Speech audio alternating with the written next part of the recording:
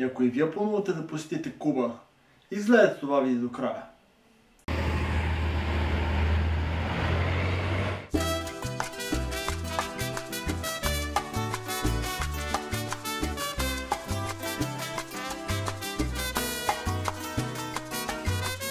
Хавана е едно много специално място, но не ми се иска да навлизам в подробности. По-скоро искам да посоча няколко основни точки, които да имате в предвид, ако все пак решите да отидете там.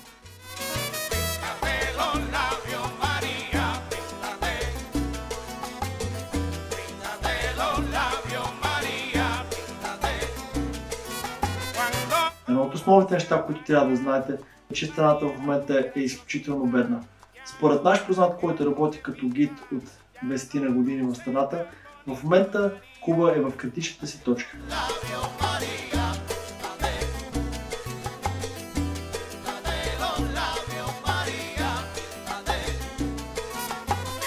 Предполагам, че много хора биха се почудили колко пари ще им стигнат в Куба.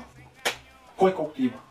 За парите важно се отбележи, че трябва да се приготвите една част, която трябва да обмените в тяхната локална валута, която е песос. Но като цяло кубинците страдат най-много на еврото и след това на долара. И схемата е следната, че когато пристигнете там, вместо ходите в чейндж бюро, летища, банки и така нататък, намирате си някой локален кубинец, в случая този, при който ще спите. И тяхната практика е гостите, които идват, си обменят пари при тях. И това нещо се знае от всички. Като при тях курса на тяхната валута е в пъти по-добър, отколкото курсът в чейндж бюрото или който е улицата, тъй като много хора те спират и те питат: искаш ли пури, искаш ли ром, искаш ли си обмениш пари? Да, това е така, всички искаме, но в момента, който ти тръгнеш с него, те си правят каквото си искат. Цените, ако песо са стандартно за $1 получаваш 300 песос, тези хора, които са на улицата, те ти го дават за 200-250, не повече. Ние имахме късмет, обменихме нашите долари за 310 песос за долар, което е супер.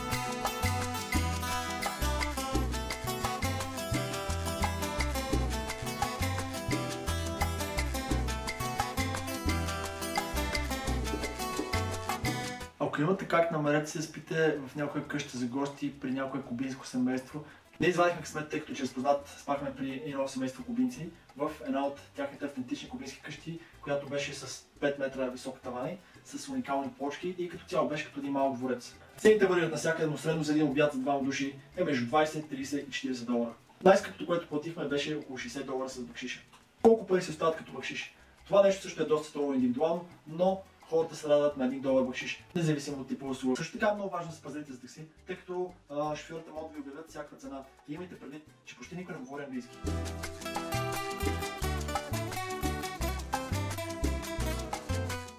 И по повод на това, че всички правят някакви чакалъци и се опитват да ти излъжат за някакви къси пари, искам да разкажа някаква къса история. И то е буквално със стъпването ни в центъра на Хавана. След като фанахме едно такси, то беше някакъв като тук такова, от мястото, на което живееме, до самия център на Хавана. Просто слизаме от това нещо, плащаме си на човека и в същото време минава някакъв човек, ама си ходи така, при една чатичка, гледаше го нормален човек. Беше така табакош, който няма никакво значение, но в момента, в който той вижда, че ние търсим нещо, аз съм така на телефона и вика: какво търсите? Така леко на развален на английски и испански. И аз казвам: нищо, тук разхождаме се. При което той казва: ако искате до вечера, там има един музикален клуб, така и така, нали, обясни на 2 на 3. Викам: да, окей, нали, мерси, няма проблеми. Той казва: спокойно, бе, аз съм музикант, вади така една струна, нали, такъв прави си нещо, говори. И аз викам: нали, благодаря, оценявам, така. И се разхождаме. Той: ма добре, бе, лата ще ви заведа. И аз викам: благодаря ти. И така си продължи, може би 5 минути. И в крайна сметка той започна да вади и струни от китара, някакви други брошури. И през цялото този разговор той ме пита: откъде сме? Къде сме отседнали? Това преди ден ли, какво не? И схемата е, че той се опита да ни закара някъде си, където евентуално купим някакви билети, но се откачихме слава Богу, но той предава натам цялата информация.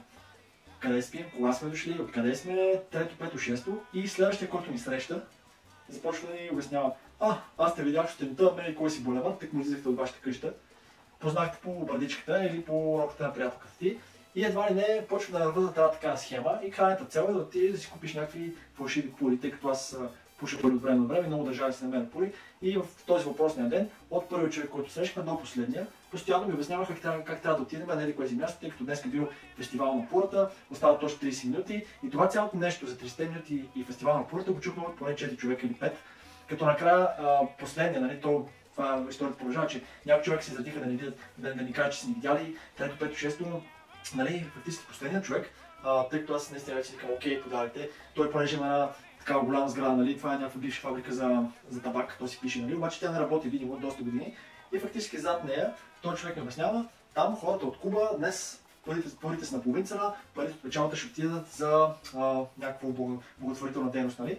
И вика, отидете купите си, аз съм тръгнал там, аз отивам при майка ми, вика, спокойно, ние си имаме пари, такова вади една пачка е такава, тъй като банкнотите там, примерно $10, една такава пачка с песо, нали, вади пари, показва телефон, нямало. И в крайна сметка ни заведе, и той ни заведе в някакъв катун, като ни предложи да влезем, обаче колкото и да съм авантурист, нямаше как да стане това, поради някакви причини.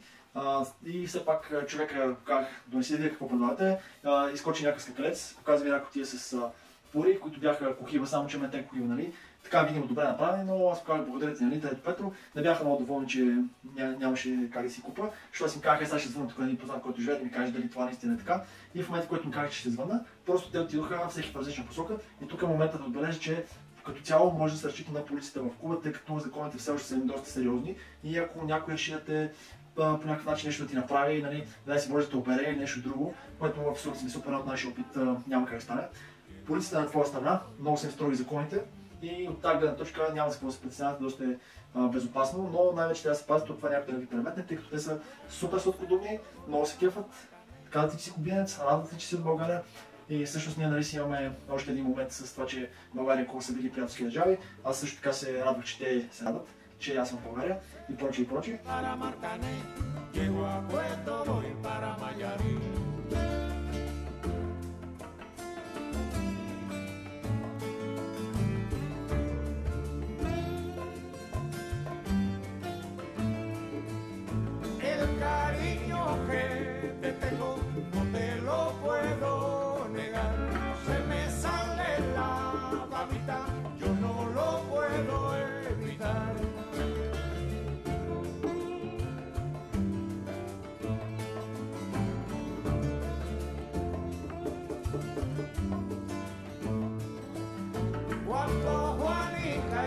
Chan chan, en el mar servían arena, como sacudí el jibe, a chan chan le daba.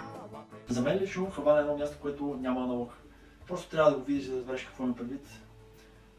Като отидеш там, като видиш всички тези къщи, които са хиляди, като видиш как са направени, колко много труд и колко много пари са набити там, и като видиш сега в момента как те насмезеля, малко е тъжно, но все пак наистина това място е уникално.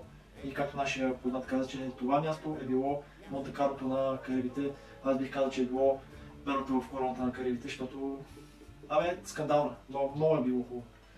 Там е събрано такава история, те са скандални неща, но заслужава си да се види със сигурност. Препоръчвам, ако някой любител на такъв тип исторически колоритни места, трябва да имате предвид, че ще се сблъскате с доста мизерия, тъй като в момента, както казахме, е критична точка за кубинците.